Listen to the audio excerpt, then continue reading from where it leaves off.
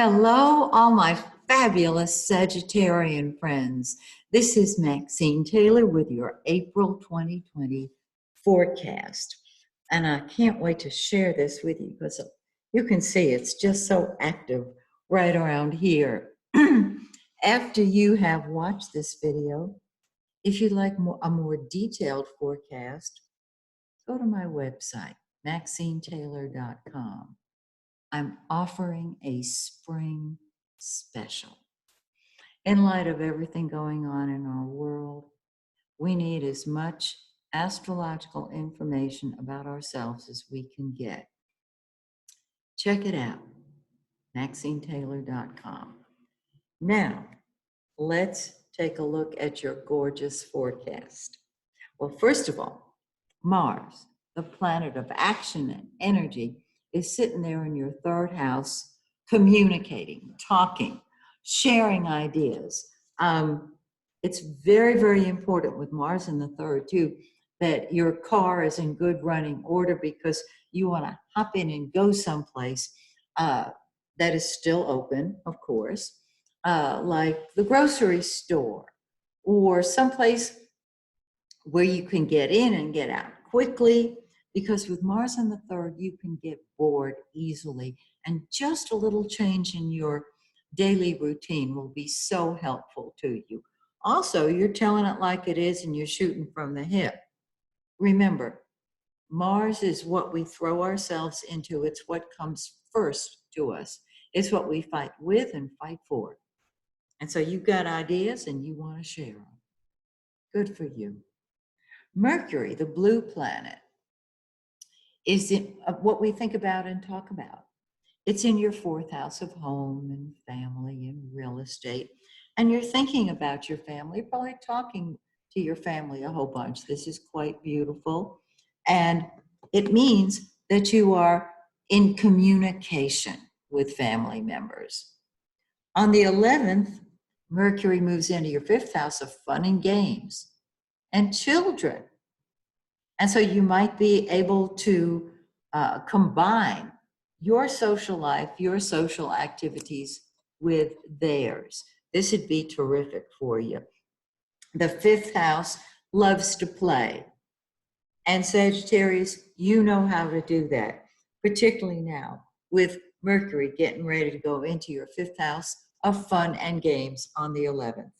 And then on the 27th, it moves into your sixth house of work, health, and service. Now, Mercury is what we think about and talk about. And so that's what you're going to be thinking about and talking about. In the sixth house, your job, your health, how you're feeling. I want to reassure you because our next planet is the sun, the yellow planet. And there it is in your fifth house of fun and games and enjoyment. So the center of your life is fun. And that means you're going to make fun. You're going to create fun.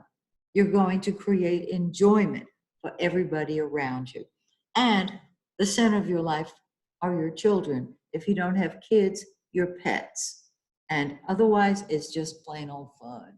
So enjoy yourself. On the 20th, the sun moves into your sixth house. It heals. The sun is the center of our solar system. It is the giver of life, and it sheds a light anywhere it is, and it's in your sixth house.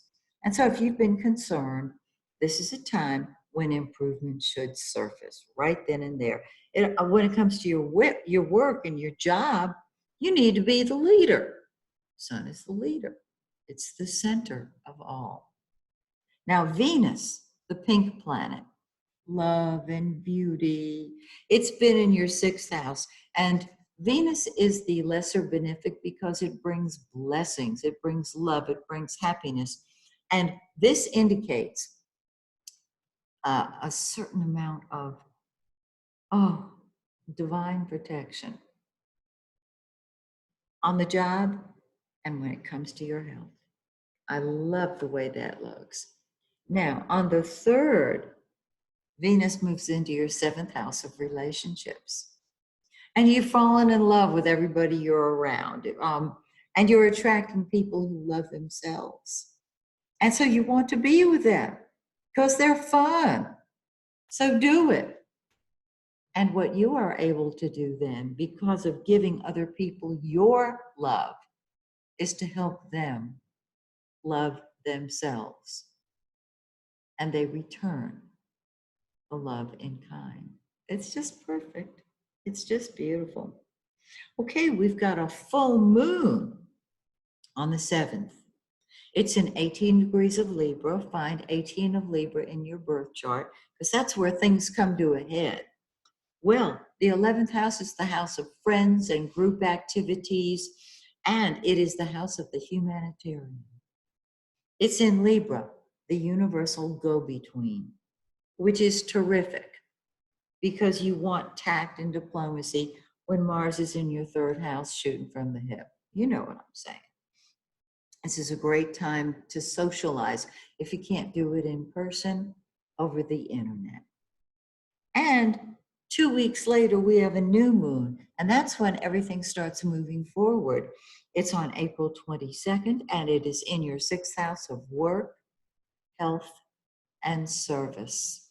And so if there's been any little problem that you've been worried about or concerned about, what you're going to find is that right around the 20th, when the sun moves into your 6th house of work, health, and service, there can be a little bit of a delay because 2 days later we have the new moon. And that is when everything starts moving forward in the area of work, health, and service.